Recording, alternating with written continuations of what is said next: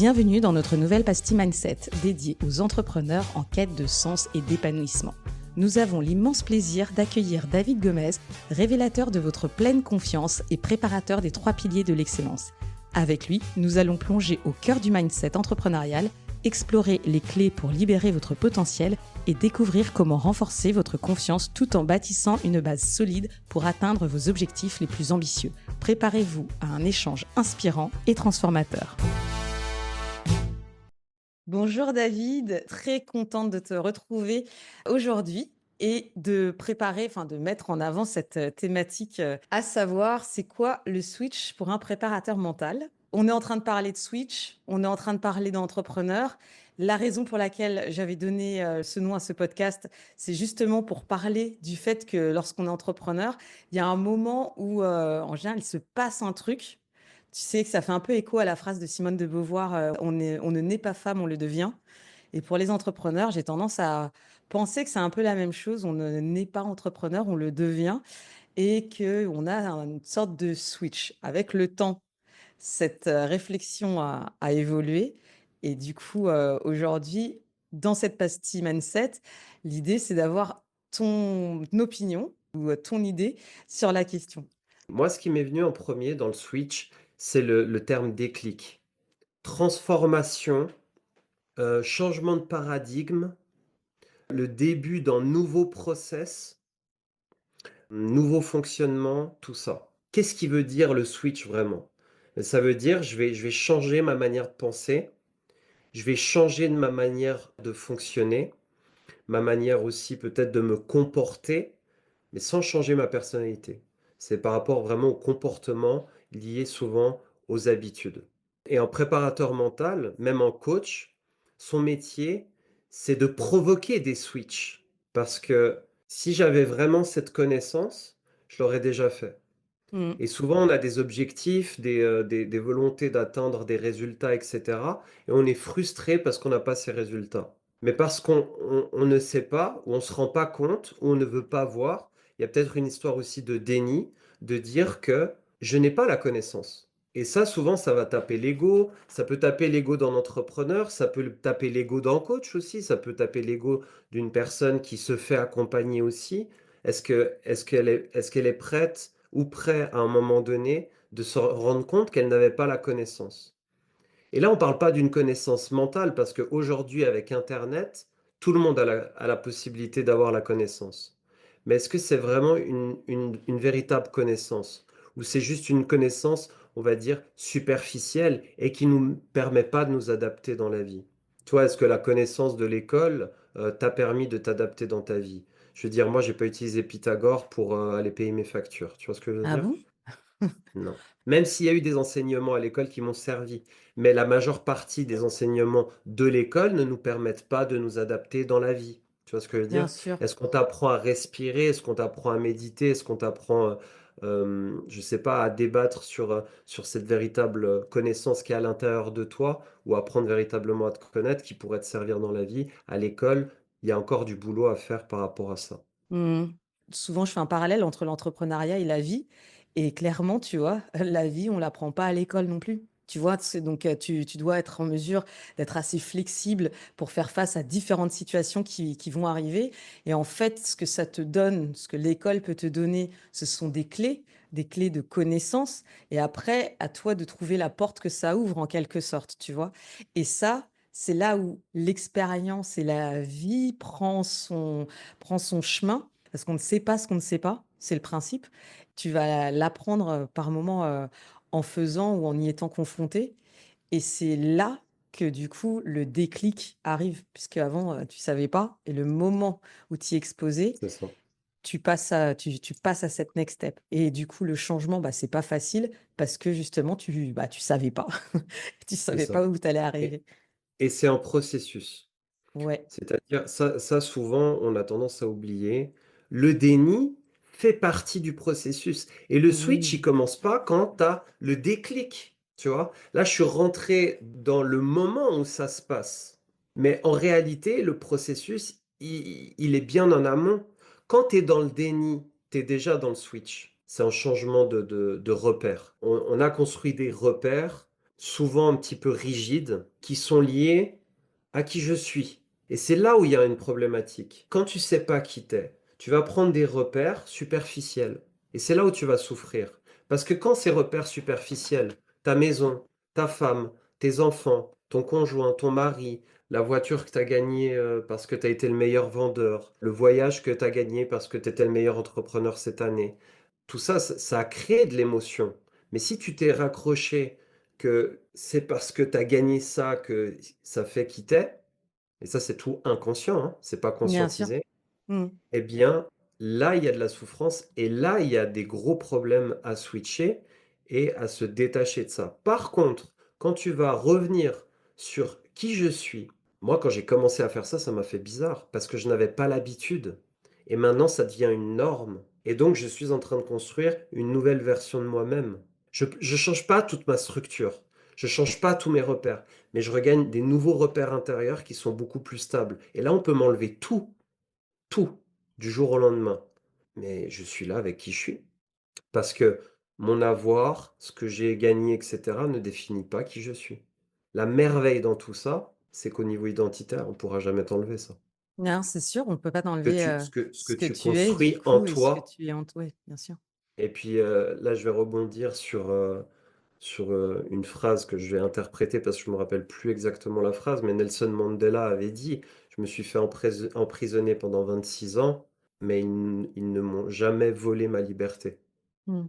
Et c'est ce qu'il a révélé, en fait, cette, véritable liberté qui se passe à l'intérieur de soi et dans ça l'a révélé dans qui il était et c'était quoi la mission qu'il devait accomplir pour son peuple et cetera et cetera. Tu vois, c'est là où, le mindset est intéressant et c'est là où, ce que tu es en train de dire, prend complètement, enfin résonne totalement avec, ce dont on était en train de parler, au départ et j'aime beaucoup l'idée que tu parles de processus. Parce qu'on est vraiment dans une ère, où faut pas se le cacher quand même, les choses vont assez vite et du coup on a du mal à gérer justement, ce temps de processer. Donc partir de voilà, tu as la phase de déni, tu as la phase d'acceptation, et cetera et cetera. Parce qu'on a, comme ça, de façon un peu intrinsèque, l'idée que: «Non, non, mais c'est bon, de toute manière, je dois faire ça donc j'y vais» et puis, tu sais, genre d'un claquement de doigts, tu passes à la next step, quoi. Mais en fait, je trouve que c'est vraiment intéressant en termes de mindset, en termes de process, de comprendre, en fait, qu'à partir, et ça rejoint, tu sais, ce que je disais tout à l'heure, en fait, à partir du moment où tu es en train de commencer ce mouvement, de commencer ce changement et dès la phase de déni, le moment où tu te dis: «Non, mais non, c'est de toute manière, je suis pas comme ça» ou «Non, je ferai jamais ça». J'adore les, «Non, moi jamais», parce que souvent c'est intéressant, ce qu'il y a derrière et potentiellement l'envie que tu as, un petit peu d'y aller, quoi C'est ce que j'appelle un mécanisme de protection ça. tu vois? Et c'est pour ça que quand tu es en Ça, ils train sont de nombreux, hein. exactement et c'est pour ça que et ça fait partie de ce process et d'ailleurs Et on il est va tout le temps présent. Tu c'est pour ça que as j'allais des dire, on va personnes et d'ailleurs revenir dessus parce chez que les entrepreneurs, c'est c'est carrément hallucinant énorme. comment c'est énorme. Bah C'est oui, mais c'est parce que tu c'est as vraiment, plein de mouvements, il un y a jeu plein de d'acting, choses. quoi. Ah, à ce point quand même, David, Non, non, c'est c'est pas de c'est non, l'acting, c'est c'est de compliqué. l'acting inconscient, c'est-à-dire, Ah ouais? je me cache derrière une facette que je crois être. Parce que de toute façon, on vit une pièce de théâtre, hein. Ce Ouais. monde, c'est une pièce de théâtre. C'est dans ce sens-là que je disais, c'est de l'acting. C'est Mmh. on vit tous, nos rôles. Moi, le premier, hein, moi, je suis dedans, hein. Je joue mon Mais moi rôle. aussi à cette Bah heure-ci, oui, tu vois, on en et podcasteuse, c'est switcher. pas péjoratif parce que au final, quand tu te connectes vraiment à la vraie source, déjà juste de l'amour, tu te rends compte que tout ça, c'est même «fake» entre guillemets, tu vois ce que je veux dire? Parce que quand Mmh. tu vas dans des vraies relations, quand tu prends vraiment le temps de connecter et cetera, tu fais: «Waouh! Il y a pas tout ça, il y a pas tous ces chichis, il y a pas toutes ces protections». On enlève les masques, tu vois? Et quand tu enlèves les masques, tu reprends de l'oxygène parce que tu vas te connecter à qui tu es. C'est toujours la même chose. Donc le Ouais, je fait comprends ce que tu veux de dire. jouer des rôles nous asphyxie au niveau oxygénation cellulaire. Notre nature profonde est d'être qui on est, pas de jouer le qui je crois être. Ça nous génère du stress. C'est souvent ça qui nous génère du stress.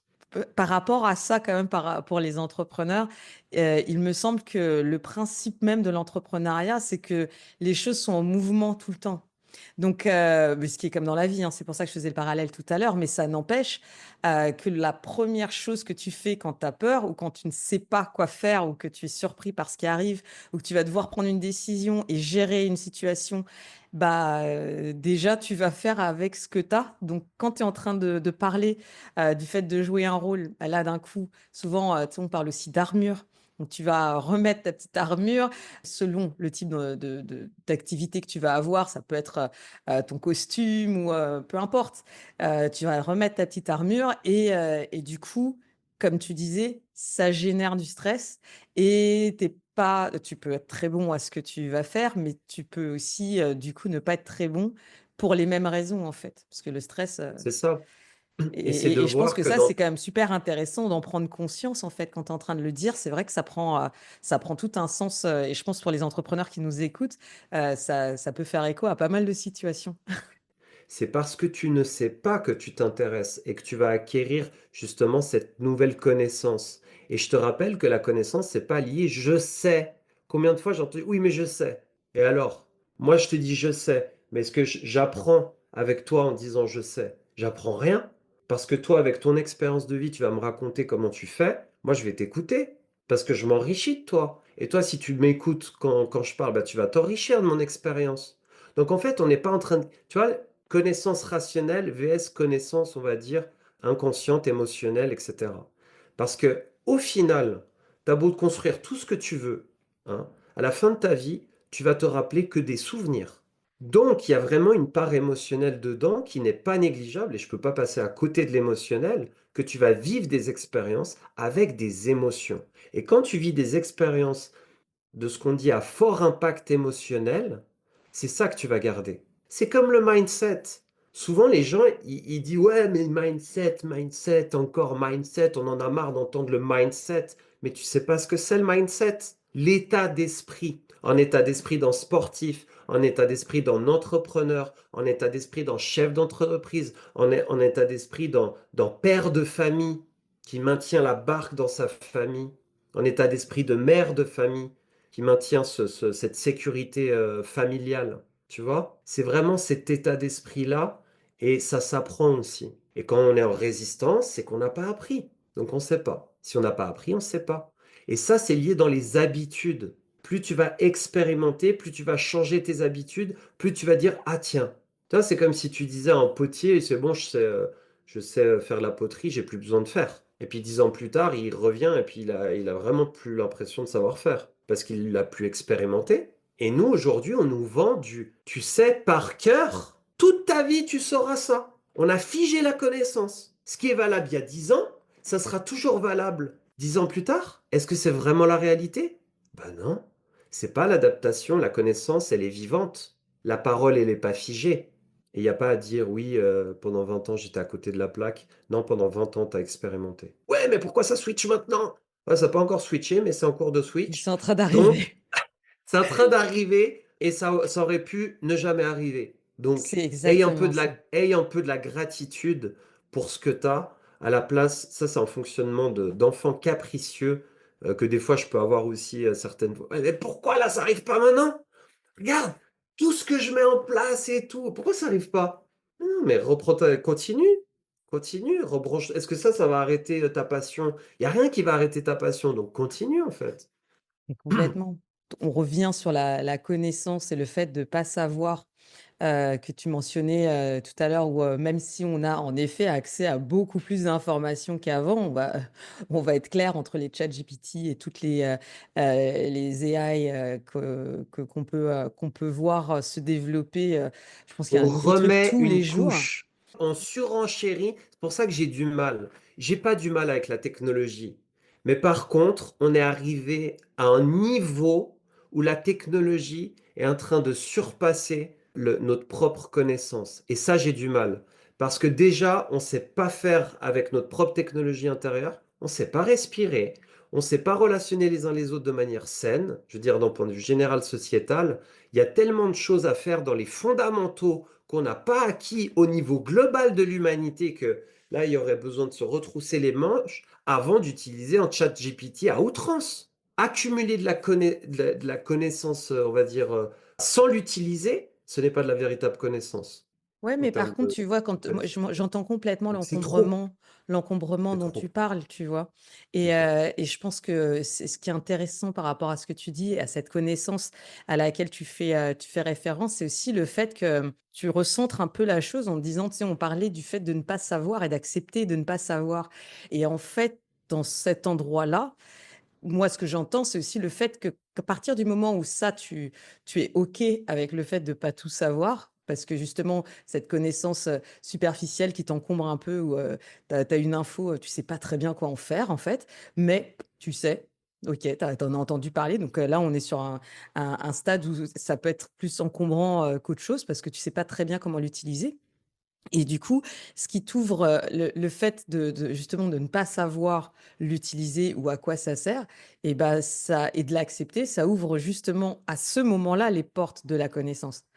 Et je pense également que quand tu parlais, du rapport avec les émotions, c'était super important parce qu'en fait, ça me rappelait, c'était, Maya Angelou qui disait que alors, pareil, je me souviens plus de la phrase, exacte, mais elle expliquait qu'en fait, tu peux rencontrer quelqu'un et tu ne te souviens pas exactement de la personne, mais tu te souviens de la façon dont tu t'es senti au moment où tu Heu, l'as rencontré, tu vois? Et ça, c'est genre cette ouais, intelligence dont tu parles c'est et l'intelligence qui émotionnelle. complète ouais et qui complète exactement, qui complète l'autre. Juste quand on parlait de ce que tu apprends à l'école et de ce que tu apprends dans la vie, donc en réalité, quand on parle de cet état d'esprit, on parle justement du fait d'être en mesure d'utiliser cet ensemble de savoir, que ce soit, du savoir, intellectuel, mais également du savoir émotionnel et de l'expérience, pour être en mesure de te dire: «Ah non, mais du coup, le truc n'est pas arrivé tout de suite. Ça fait 20 ans que je fais la même chose, mais en fait, c'est pas du tout ça qu'il faut que je fasse, mais alors je me serais trompée». Mais dans ce cas-là, moi, j'ai envie de dire, dans ces cas-là, mais bonne nouvelle, en fait. Tu es en train justement de passer à autre chose. Tu t'en es Yes. rendu compte déjà? Tu vas apprendre quelque chose qui du coup va prendre sens pour toi et je pense que quand on parle justement de ces déclics de ce déclic ou de ce mindset ou de cet état d'esprit d'entrepreneur, je pense que c'est la capacité à pouvoir passer ce stade de changement parce que c'est un changement perpétuel en fait. Il est nécessaire en tant qu'entrepreneur d'être assez flexible. Ton marché change, les gens changent, tu changes, ta société change, la société change, ton entreprise doit changer et évoluer et se réinventer. Et c'est là que le challenge il est. Et c'est pour ça qu'il est nécessaire d'avoir un état d'esprit qui accueille le changement, parce que sinon, bah, tu peux pas avancer en fait.